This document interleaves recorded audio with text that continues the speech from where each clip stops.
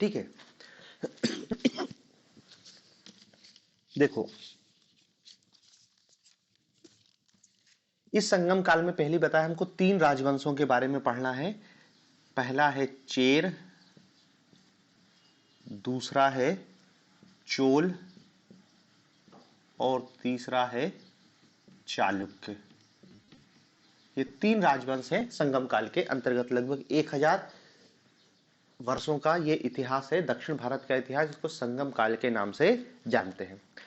अब देखो, सबसे पहले तो ये देखते हैं इसको संगम कह क्यों रहे हैं, क्योंकि राजवंश तो तीन दिखाई दे रहे हैं, चेर, चोल, चालुक्य, लेकिन ये संगम शब्द कहां से उपयोग में लाया गया है। तो देखो, जहां तक शाब्दिक अर्थ की बात है, संगम शाब्दिक अर्थ, संगम तो हमारे संस्कृत भाषा का शब्द है। और जैसे नदियों का संगम होता है, तो नदियों के संगम का अर्थ होता है, मतलब क्या है, दो नदियों का मिलन। तो यहां पर जो संगम शब्द है, ये भी एक संस्कृत भाषा का शब्द है, जिसका अर्थ है संस्कृत भाषा का, और जिसका अर्थ होता है मिलन।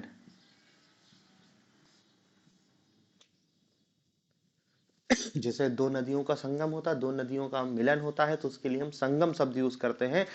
तो यहां पे भी संगम शब्द मिलन को ही बता रहा है। लेकिन ये मिलन किसका है? ये मिलन है तमिल कवियों का। तमिल कवियों का, बस। संगम को असेंबली ऑफ तमिल पोएट के भी नाम से जाना जाता है। तमिल कवियों का मिलन, मतलब तभी तमिल कवियों की 3 सम्मेलन हुए हैं। उन 3 सम्मेलनों को सामूहिक रूप से हम कह देते हैं संगम काल। और इसको संगम काल नाम भी इसलिए दे रहे हैं क्योंकि इस काल का जितना इतिहास है, ये इस संगम काल में, या जो तमिल कवियों की जो असेंबली थी, या तमिल कवियों का जो सम्मेलन था, उसमें जो ग्रंथ लिखे गए थे, उसी से जानकारी मिलती। बाकी और कोई जानकारी का स्रोत है नहीं। इसलिए संगम काल को हम साहित्यिक काल के नाम से भी जाने जाते हैं, क्योंकि पूरी जानकारी इसमें हमको साहित्य के माध्यम से ही मिलती है। इसलिए इस काल को किसी राजवंश के स्थान पर हमने क्या कहा है? संगम काल नाम दिया गया है। ठीक है ना? तो ये तो अर्थ हो गया कि संगम का अर्थ क्या है। सभा, तमिल कवियों का एक कॉन्फ्रेंस हो रहा है, एक असेंबली हो रही है। एक नहीं, 3 असेंबली हुई है 1000 वर्षों के दौरान। फिर ये हुई, इसका स्थल कहां है? तो देखो, 3 संगम अलग अलग जगह पर हुई है, लेकिन आपको यदि स्थल पूछे तो मैप में आप बता सकते हो, कृष्णा और तुंगभद्रा नदियों के मध्य।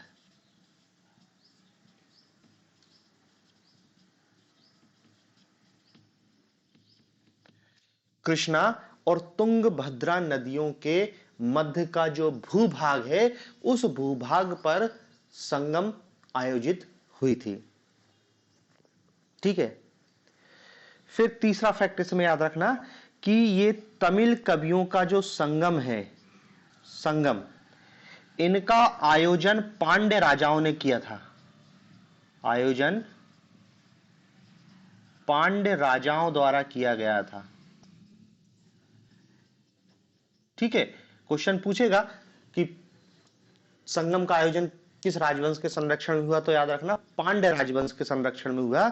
लेकिन पांड्य राजाओं के संरक्षण में संगम का आयोजन हुआ था, लेकिन इन संगम में जो हमको जानकारी मिलती है, वो मिलती है चेर राजवंश की। चेर राजवंश की जानकारी अधिक मिलती है। समझ गए? पांड्य राजाओं के संरक्षण में हुए हैं तीनों संगम, लेकिन तीनों संगम में सबसे ज्यादा चर्चा किसकी की गई है? चेर राजवंश की गई है। ठीक है। दूसरी बात है, इन संगम काल के जो 3 राजवंश है, चेर, चोल और चालुक्य, नहीं सॉरी, पांड्य। पांड्य, चेर, चेर, चोल, पांड्य, इन तीनों की जानकारी हमको सबसे पहले आपसे पूछा जाएगा कि सर्वप्रथम इन राजवंशों का उल्लेख कहां मिलता है। सर्वप्रथम, खासकर पांड्य का उल्लेख, पांड्य का उल्लेख, सर्वप्रथम पांड्य शासकों का उल्लेख मेगस्थनीज ने किया था। मेगास्थनीज। ये पेपर में क्वेश्चन पूछा गया है कि संगम वंश या पांड्य शासकों का सर्वप्रथम उल्लेख मेगास्थनीज, मौर्य राजवंश वाला इंडिका जिसने किताब लिखी थी उसने उल्लेख किया। दूसरा उल्लेख, ये तो पहला उल्लेख है, दूसरा उल्लेख मिलता है अशोक के अभिलेखों में।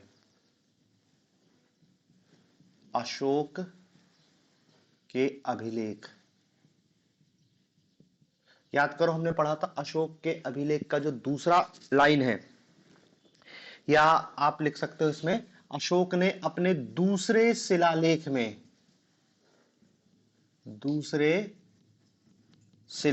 में इन राज्यों का उल्लेख किया है, चेर, चोल, पांड्य। तो ये दोनों बार उल्लेख किया गया है, दोनों पेपर में पूछा गया है। सर्वप्रथम उल्लेख मेगास्थनीज अपनी किताब इंडिका में करता है कि भाई सीमावर्ती राज्यों की चर्चा करता है कि दक्षिण में 3 राज्य है, क्योंकि देखो मौर्य वंश कर्नाटक का था, उसके आगे के 3 राजवंश हमको दिखाई देते हैं। ठीक है, तो देखो ये तो कुछ बात हो गई संगम काल के संदर्भ में। संगम शब्द का अर्थ क्या होता है, संगम का आयोजन कहाँ हुआ था, और संगम का उल्लेख कहाँ कहाँ किया गया है। फिर अब भी मैंने बताया कि 3 संगम आयोजित हुए हैं। कितने? 3। तमिल कवियों के जो कितने कॉन्फ्रेंस हुए हैं? 3। तो हमको तीनों संगम के बारे में अलग अलग जानकारी प्राप्त करनी है। सबसे पहले देखते हैं प्रथम संगम।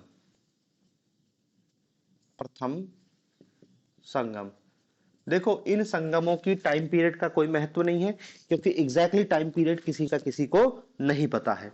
टाइम पीरियड सब अपने मर्जी से है। आपको तो टोटल टाइम पीरियड याद रखना है 300 ईसा पूर्व से 300 ईस्वी तक। बाकी पहली, दूसरी, तीसरी कब कब हुई इसके बारे में कोई स्पष्ट जानकारी है नहीं, तो हमको टाइम पीरियड पे फोकस नहीं करना, हमको कुछ और चीज याद रखना है। फर्स्ट संगम, सबसे पहला ये शब्द इसमें यही याद रखना है कि इस संगम का आयोजन कहां किया गया था।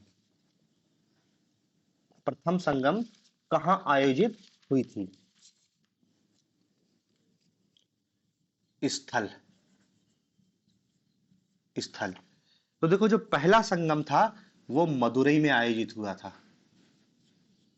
मदुरई। इस संगम के अध्यक्ष किसकी अध्यक्षता में आयोजित हुई थी? तो अध्यक्ष थे अगस्त ऋषि। अगस्त ऋषि या अगत्य ऋषि नाम मिल सकता है, नाम एक ही है। और स्थल, अध्यक्ष, सदस्य। तो देखो इसमें 549 कवियों ने भाग लिया था। 549 कवियों ने भाग लिया था, परंतु इसका कोई भी ग्रंथ उपलब्ध नहीं है। कोई भी ग्रंथ उपलब्ध नहीं। इसका कोई भी ग्रंथ उपलब्ध नहीं है। ठीक है, तीनों संगम पांड्य राजाओं ने कराए हैं, पांड्य राजाओं के संरक्षण में हुई है। ठीक है, इसमें से पहली मदुरई में अगस्त ऋषि की अध्यक्षता में 549 कवियों ने भाग लिया था, परंतु इस प्रथम संगम का कोई भी ग्रंथ उपलब्ध नहीं है। बात खत्म हो गई। प्रथम संगम में हमको इतना याद रखना है। फिर देखते हैं द्वितीय संगम। द्वितीय संगम में भी सबसे पहले देखेंगे हम स्थल। तो द्वितीय संगम का जो आयोजन हुआ था वो हुआ था कपाटपुरम।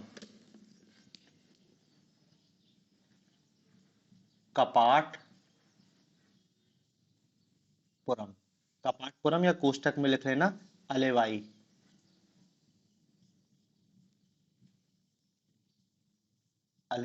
कपाटपुरम या अलेवाई।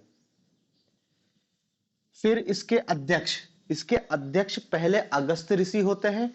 अगस्त ऋषि के बाद उनके शिष्य तोल काप्यार इसके अध्यक्ष बनते हैं। तोल काप्यार।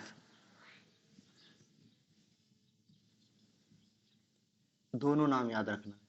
पहले इस द्वितीय संगम के अध्यक्ष अगस्त ऋषि बनते हैं, बाद में अगस्त ऋषि के शिष्य तोल काप्यार इसके अध्यक्ष बनते हैं। इसमें टोटल 49 कवियों ने भाग लिया था, उसमें 549 थे, इसमें केवल 49 कवियों ने भाग लिया है। और इस द्वितीय संगम में ग्रंथ है जो तोल काप्यम, तोल काप्यम।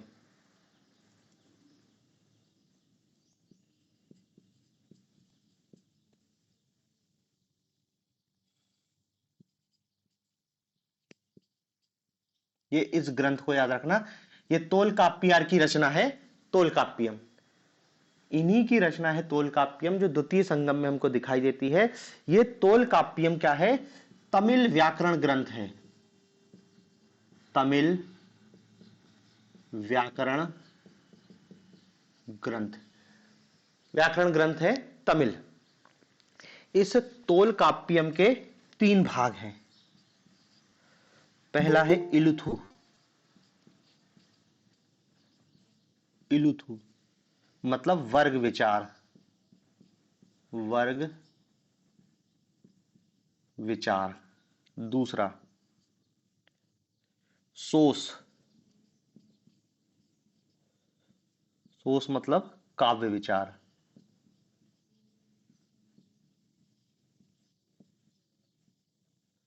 और तीसरा पोरुल, पोरुल, पोरुल मतलब वस्तु। ये 3 आपको इसके भाग याद रखने हैं, ठीक है। तो द्वितीय संगम का ग्रंथ है तोलकाप्यम। तोलकाप्यम किसकी रचना है? तोलकाप्यार, जो द्वितीय संगम का अध्यक्ष जिन्होंने किया था अगस्त ऋषि के शिष्य थे, यही द्वितीय संगम की अध्यक्षता करते हैं और इन्हीं की किताब का नाम है तोलकाप्यम, ठीक है। तो ये द्वितीय संगम में इतनी चीज याद रखना है। फिर थर्ड संगम, तृतीय संगम, तृतीय संगम। जो तीसरी संगम है इसका आयोजन हुआ था उत्तरी मदुरई में, उत्तरी मदुरई।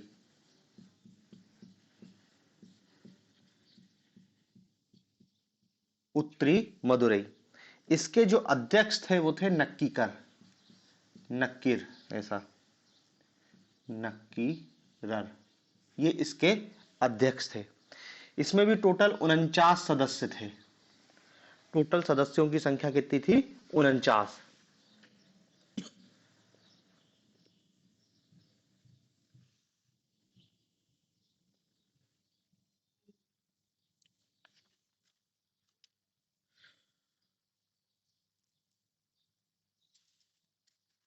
ठीक है।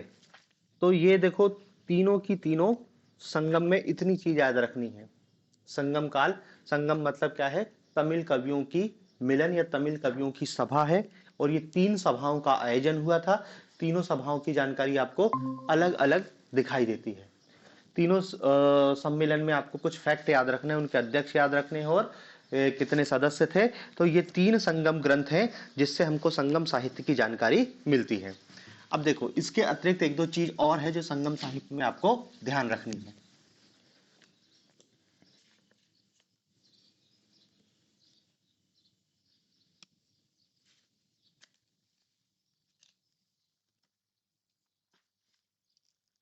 देखो, जो संगम साहित्य है हमारा, संगम साहित्य, जो बेसिकली हमारा संगम साहित्य है, जो 3 संगम का आयोजन किया था और तीनों संगमों में जो ग्रंथों की रचना हुई थी, आपको याद रखना है टोटल 18 ग्रंथ हैं। कितने हैं टोटल? 18 ग्रंथ। फिर इन संगम साहित्य को 2 हिस्सों में बांट सकते हैं। एक को कहते हैं पद्य साहित्य, पद्य साहित्य। और पद्य साहित्य की संख्या बताई गई है 8। पद्य साहित्य की संख्या बताई गई है 8। और इनमें जो एक ग्रंथ है एथुतकोई, ये ग्रंथ का नाम याद रखना। फिर संगम साहित्य का जो दूसरा हिस्सा बताया गया है वो है ग्राम्य गति। ग्राम्य गति, इसकी संख्या है 10। इसकी संख्या है 10 और इसका जो ग्रंथ है पथ्यपातु।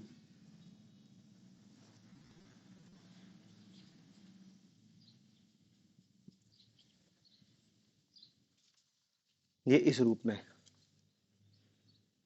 ठीक है।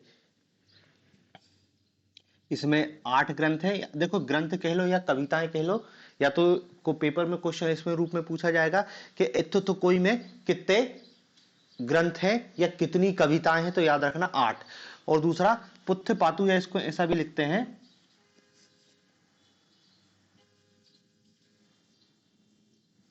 पत्थु पातु, ये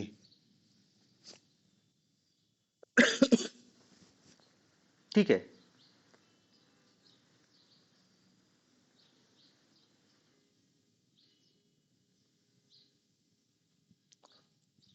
ये 2 टाइप के इसमें हमको ग्रंथ दिखाई देते हैं।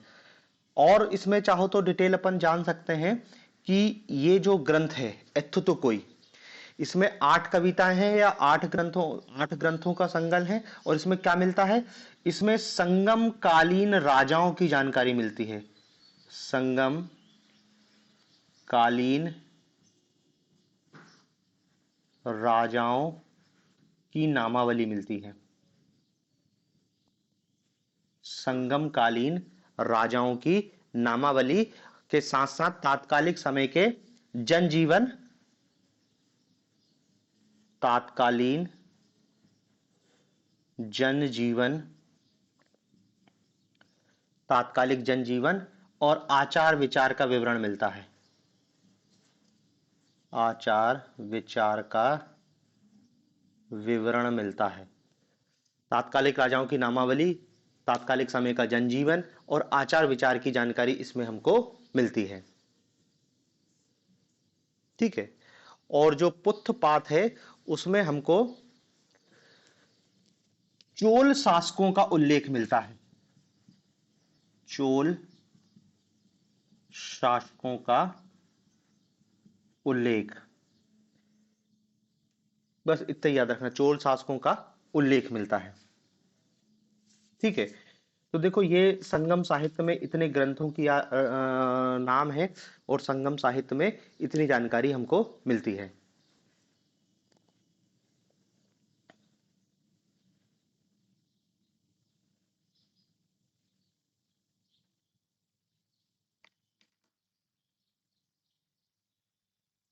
ठीक है। फिर देखो ये संगम साहित्य को बताया, पद्य साहित्य, ग्राम्य गति, इत्थतु कोई और पत्थुपात, ये 2 आपको ग्रुप में इनको याद रखना है। टोटल 18 ग्रंथ है, 8 इसमें है और 10 इसमें है। इसके अतिरिक्त संगम साहित्य है जो, उसमें आपको 2 नाम और याद रखने पड़ेंगे। जो संगम साहित्य है, संगम साहित्य के 2 ग्रुप और बताए गए हैं। एक जो साहित्य है वो क्या है, आख्यान आधारित है। आख्यानात्मक साहित्य कहते हैं उसको, क्या कहते हैं, आख्यानात्मक साहित्य। और दूसरा है उपदेशात्मक साहित्य। आख्यानात्मक और उपदेशात्मक साहित्य, ठीक है। जो आख्यानात्मक साहित्य है उसमें उदाहरण याद रख लेना, मेल कणक्कू,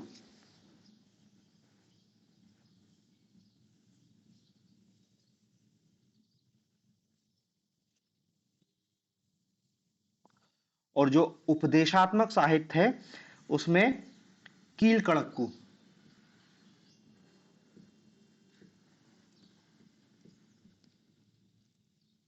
बस ये 2 नाम और याद रख लेना है,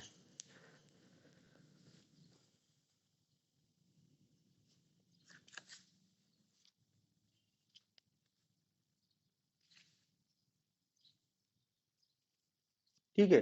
तो देखो इतना ही है संगम साहित्य के अंतर्गत। बस ये नाम थोड़े से कठिन है, और कठिन इसलिए हमको लग रहे हैं क्योंकि वो तमिल में है। ज्यादातर, इसलिए अजीब टाइप का थोड़ा सा उच्चारण है उनका, लेकिन इतना फैक्ट है जो आपको याद रखना पड़ेगा। देखो मेंस में भी क्वेश्चन पूछा सकता है, संगम योग या संगम सम्मेलन, या फिर तीन संगम, कुछ भी पूछ सकता है। तो आपको क्या बताना पड़ेगा कि 300 ईसा पूर्व से 300 ईस्वी तक कृष्णा और तुंगभद्रा नदियों के मध्य तमिल कवियों के मिलन को संगम के नाम से जाना जाता है। बात खत्म हो गई। फिर आप प्रथम द्वितीय तृतीय के बारे में बता सकते हो, वो तो जैसा क्वेश्चन पूछे वैसा आंसर लिखना पड़ेगा। बाकी फैक्चुअल तो कुछ भी पूछा जा सकता है कि संगम का मतलब क्या है, संगम में किनका सम्मेलन हुआ था, कहाँ हुआ था। तो हमने देखो पहला दूसरा तीसरा तीनों के स्थल बता दिए, अध्यक्ष बता दिए। ग्रंथ तो ज्यादा कोई उपलब्ध है नहीं, केवल एक तोलकाप्पियम ग्रंथ है वो उल्लिखित है। बाकी ये तो सब क्या है, उसको पार्ट में कर करके बताया गया है। ठीक है, तो ये हमको संगम साहित्य में केवल इतना ही है। इसके अतिरिक्त तीन तमिल महाकाव्य हमको दिखाई देते हैं। तमिल महाकाव्य, याद रखना ये संगम साहित्य के अंतर्गत नहीं आते हैं। तमिल महाकाव्य संगम साहित्य के अंतर्गत नहीं आते हैं, लेकिन संगम जो आयोजित हुई थी उसके बाद ही या उसके आसपास ही इनकी रचना की गई है, इसलिए इसको हमको इसी काल में पढ़ना है, क्योंकि हमको इनसे इसी काल की जानकारी प्राप्त होती है। लेकिन ये संगम साहित्य के अंतर्गत नहीं आते हैं। इसमें सबसे पहला है शिल्पपादिकारम।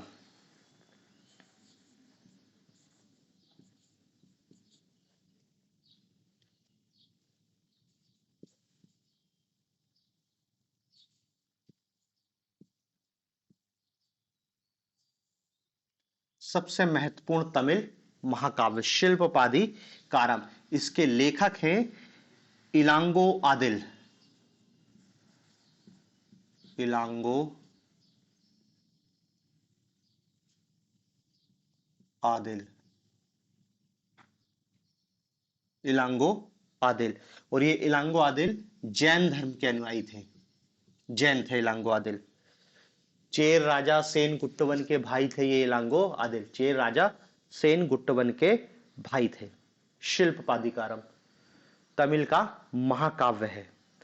इसे तमिल साहित्य की इलियड, इसकी तुलना इसे तमिल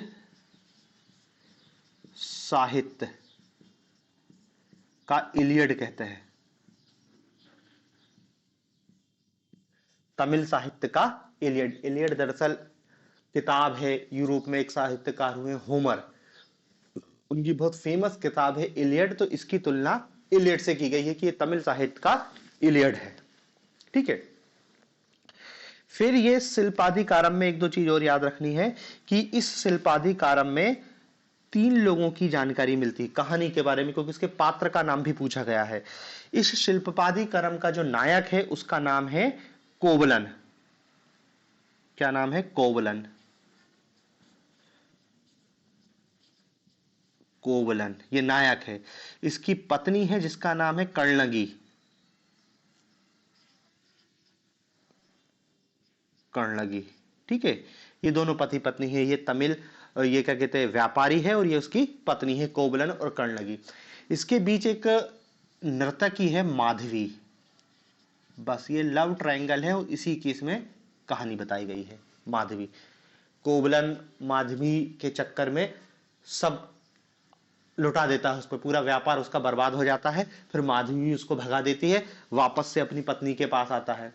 फिर कहानी ऐसी बढ़ती है कि इस कोवलन पर वहां के राजा रानी का हार चुराने का इल्जाम लग जाता है, और राजा उसको दंडित कर देता है, उसको मृत्यु दंड दे देता है। लेकिन उसकी पत्नी कर्णगी उसको निर्दोष साबित कर देती है, लेकिन वो तो मर चुका रहता है। तो वो फिर कहते हैं कि राजा आत्मग्लानि में या इस कर्णगी के श्राप से राजा की मृत्यु हो जाती है, और पूरा जो पांड्य राजा है, पांड्य राजवंश से उसका पतन हो जाता है। तात्कालिक राजधानी जो थी वो भी डूब जाती है। ये शिल्पाधिकारम की कहानी है। तीन नाम याद रखना, कोवलम, कन्नगी और माधवी। दूसरा तमिल साहित्य का जो ग्रंथ है, ये तो शिल्पाधिकारम हो गए। दूसरा जो महत्वपूर्ण ग्रंथ है वो है मड़ई मेखला। मणि मेखलई, मणिमेखलई। इसके रचनाकार हैं शीतल सतनार।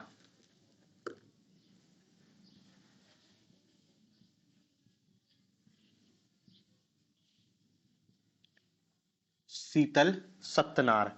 और ये जो शीतल सत्यनार है ये बौद्ध है, बौद्ध।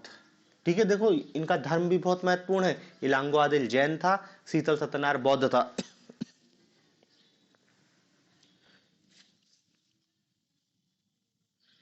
मणिमेखलई, मणिमेखलई का शाब्दिक अर्थ है मणियों से युक्त कंगन। मणियों से युक्त कंगन, मणियों से युक्त कंगन। और इसको तमिल साहित्य का ओडिसी कहते हैं। तमिल साहित्य का ओडिसी, जैसे वो इलियड थी ना, ये ओडिसी है।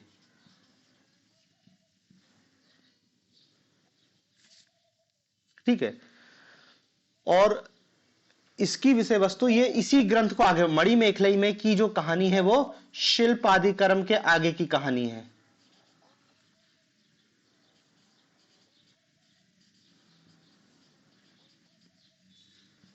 के आगे की कहानी,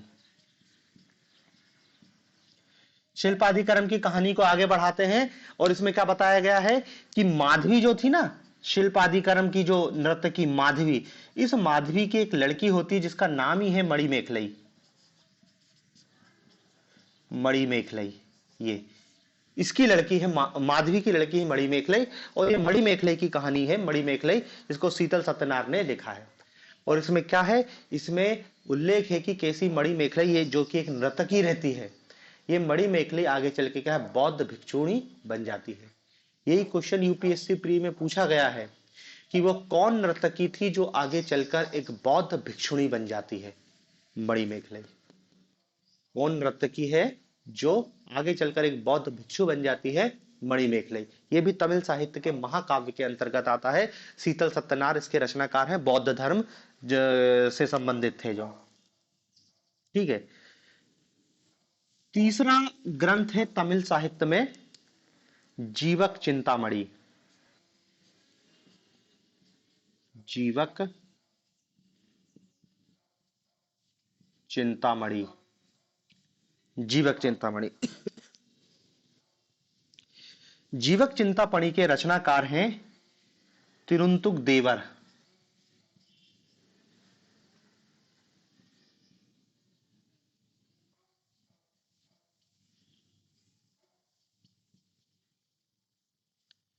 और ये भी जैन धर्म के अनुयायी थे।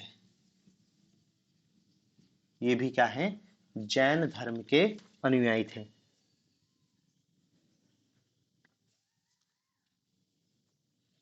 ठीक है, तो देखो ये इतने तीन तमिल महाकाव्य के नाम आपको याद रखने हैं। मतलब देखो, आपसे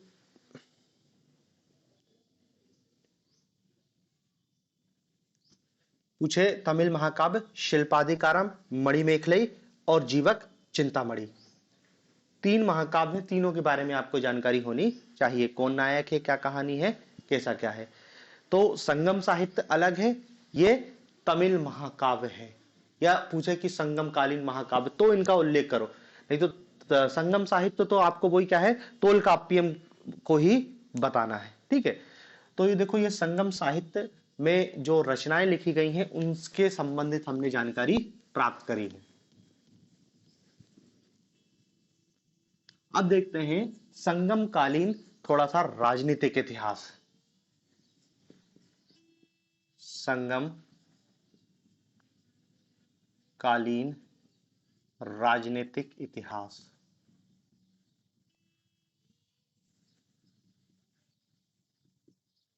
संगम कालीन राजनीतिक इतिहास।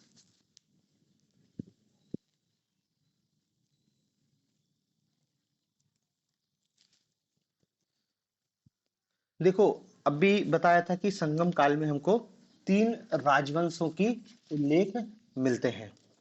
संगम काल में तीन राजवंश हैं, चेर, दूसरा चोल और तीसरा पांड्य। पॉलिटिकल हिस्ट्री, तीनों राज्य आपस में संघर्षरत है और इन्हीं की इनकी हमको जानकारी मिलती है। यदि हम इनके लोकेशन की बात करें, एग्जैक्ट लोकेशन, तो देखो जो दक्षिण भारत का मैप है,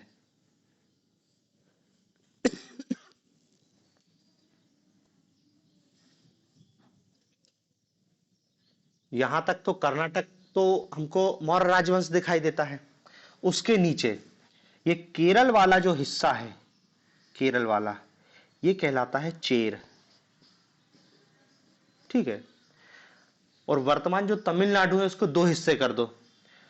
उत्तरी तमिलनाडु, ये जो दक्षिणी तमिलनाडु हो जाएगा पांड्य, और जो उत्तरी तमिलनाडु वाला हिस्सा है, ये वाला ऊपर वाला,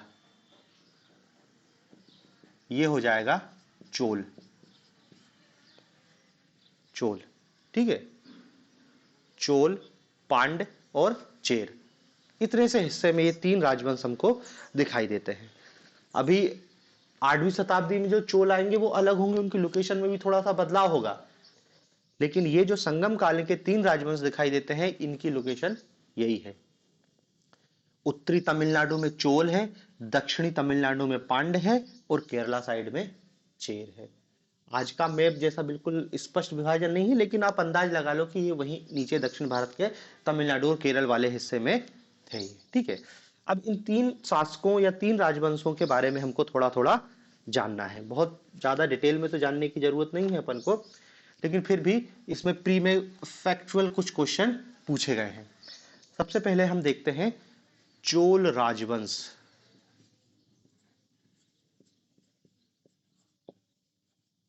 ठीक है, मैं फिर से बता दे रहा हूं, चोल फिर से आएंगे 8वीं शताब्दी, 8वीं से 12वीं शताब्दी तक हमको चोल राजा है, विजयायल, राजेंद्र चोल, वो अलग है, मतलब है इन्हीं के, लेकिन फिर इनका उल्लेख हमको नहीं मिलता, ये केवल हम अभी संगम काल में पढ़ रहे हैं। तो देखो इसमें क्या क्या पेपर में क्या क्या पूछा गया है। सबसे पहले तो पूछा जाता है इनकी राजधानी के बारे में पूछा गया है कि चोल राजवंश की राजधानी क्या है। तो राजधानी में है पुहार, पुहार याद रखना, या कावेरी पट्टनम, कावेरी पट्टनम, या एक और नाम मिलता है उरैयूर, उरैयूर राजधानी। पहली बात तो आपको एक सबकी राजधानी अलग अलग है। दूसरा क्वेश्चन पूछा गया है राजकीय चिन्ह के बारे में, राजकीय चिन्ह। तो जो चोल राजवंश है इनका राजकीय चिन्ह था बाघ, टाइगर, बाघ। ठीक है। तीसरा पॉइंट याद रखना है इनकी स्थिति, कहां थे ये, लोकेशन। तो स्थिति में बता दोगे ऊपरी तमिलनाडु, ऊपरी या उत्तरी तमिलनाडु, कुछ भी लिख दो, उत्तरी तमिलनाडु, ऊपरी या उत्तरी तमिलनाडु। नदी पूछी गई है, कौन सी नदी के किनारे, तो पेन्नार नदी, पेन्नार नदी के किनारे।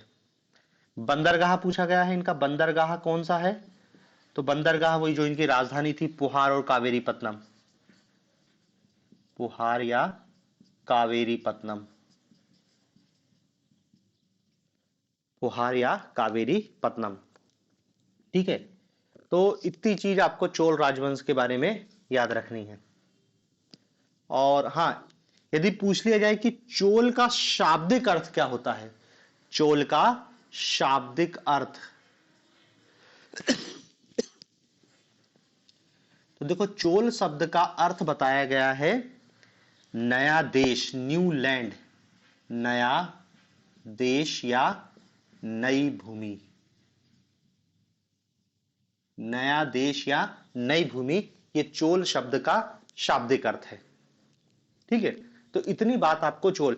हाँ, एक प्रमुख राजा, इनका जो प्रमुख राजा है उसका नाम भी याद रखना, और राजा का नाम है करिकल, राजा का नाम क्या है? करिकाल।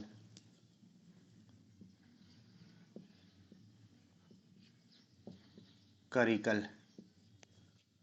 ठीक है ना। और करिकल का अर्थ लिख लेना, इसके नाम का अर्थ है पांव जला हुआ आदमी।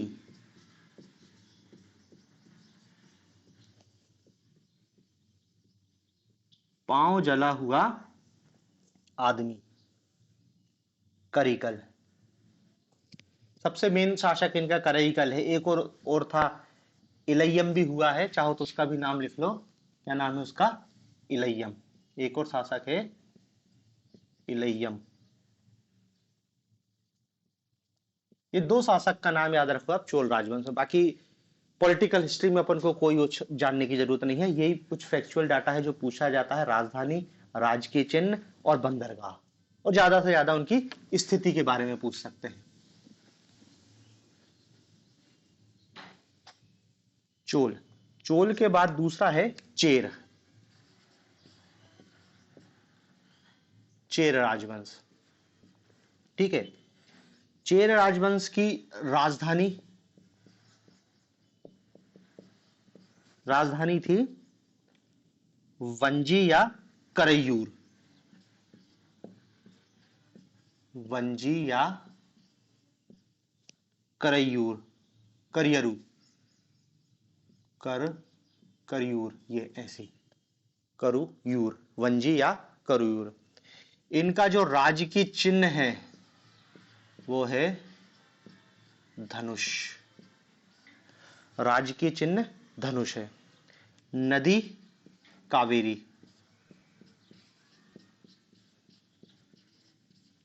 कावेरी नदी। और स्थिति तो पता ही है, केरल। स्थिति केरल। फिर बंदरगाह। बंदरगाह में लिख लेना तोंडी और मुजरिस। तोंडी बंदरगाह, और दूसरा कौन सा है? मुजरिस। तोंडी और मुजरिस बंदरगाह। राजा, राजा में नाम लिख लेना उदयन जेरल और सेनगुट्टवन। उदयन जेरल और दूसरा सेनगुट्टवन। सेनगुट्टवन चेर। इसको सेनगुट्टवन को लाल चेर भी या भला चेर भी कहते हैं। और इस चेर शब्द का अर्थ, शाब्दिक अर्थ, पर्वतीय भूमि। पर्वतीय भूमि,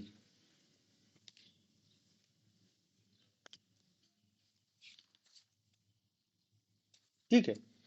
तो ये दूसरा राजवंश है संगम वंश का, चेर राजवंश।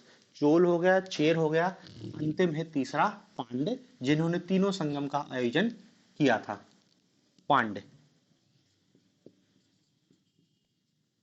पांड्य इनकी राजधानी मदुरई। मदुरई या कोरकई भी कहते हैं उसको, कोरकई। मदुरई या कोरकई, बात एक ही है। इनका राजकीय चिन्ह है मछली। राजकीय चिन्ह मछली। राजकीय चिन्ह मछली। स्थिति तो पता है, लोअर तमिलनाडु या दक्षिणी तमिलनाडु। दक्षिणी तमिलनाडु। दक्षिणी तमिलनाडु। नदी कावेरी और ताम्रपर्णी। कावेरी और ताम्रपर्णी, दो नदियों का उल्लेख मिलता है इनका। इनका फेमस बंदरगाह। बंदरगाह, बंदरगाह है कोरकई और मुचरी। कोरकई और मुचरी। फिर हाँ, इनका राजा,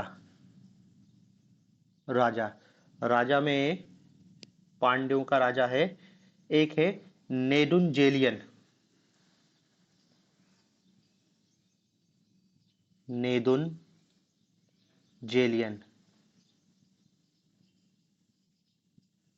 नेदुनजेलियन। ठीक है, एक ही नाम याद रखो, नेदुनजेलियन। और पांड्य का अर्थ होता है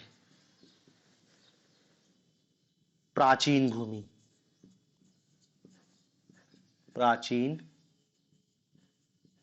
भूमि। पांड्य का अर्थ होता है प्राचीन भूमि। ठीक है, तो देखो ये इतनी जानकारी है संगम कालीन या संगम साहित्य के संदर्भ में। बहुत ज्यादा क्वेश्चन नहीं, सीमित क्वेश्चन है, केवल 20-25 फैक्ट है जो आपको याद रखना है। संगम क्या होता है, संगम कहाँ होता है, उनका टाइम पीरियड क्या है, किन राजाओं के संरक्षण में हुआ है, क्या जानकारी मिलती है, कौन से ग्रंथ हैं, संगम साहित्य के अतिरिक्त कौन से तमिल महाकाव्य ग्रंथ हैं, उन तीन की जानकारी, तीन की विषय वस्तु। और जो संगम काल के अंतर्गत हमको तीन राजवंश दिखाई दिए हैं, चेर, चोल, पांड्य, इनके कुछ फैक्चुअल है, उनकी राजधानी, उनका बंदरगाह, उनकी राजकीय चिन्ह और उनका राजा। बाकी अब उसके डिटेल में नहीं है कि कौन सा युद्ध कैसा क्या है, बस अपने लिए इतना ही काम का है, इतना ही हमारे लिए संगम काल के संदर्भ में। अब ये जो संगमकालीन साहित्य लिखा गया है, संगमकालीन साहित्य और जो तमिल महाकाव्य लिखा गया है, टाइम पीरियड तो सेम ही है, इनमें कुछ जानकारी मिलती है जिससे हमको तात्कालिक राजनीतिक, सामाजिक और आर्थिक व्यवस्था की जानकारी मिलती है। देखो पहले ही बताया, संगम काल जो है पूरी तरीका क्या है, साहित्य पर ही है।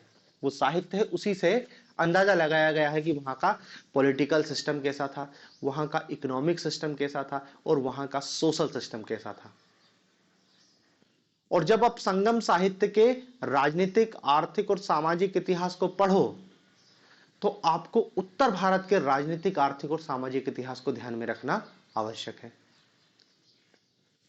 कि क्या उत्तर भारत जैसा ही सिस्टम दक्षिण भारत में भी स्थापित था, सेम टू सेम था, या उनमें कुछ अंतर था।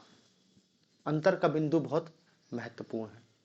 देखो हम उत्तर भारत का हर वंश के संदर्भ में सामाजिक, राजनीतिक, आर्थिक और प्रशासनिक इतिहास को अलग से पढ़ा है।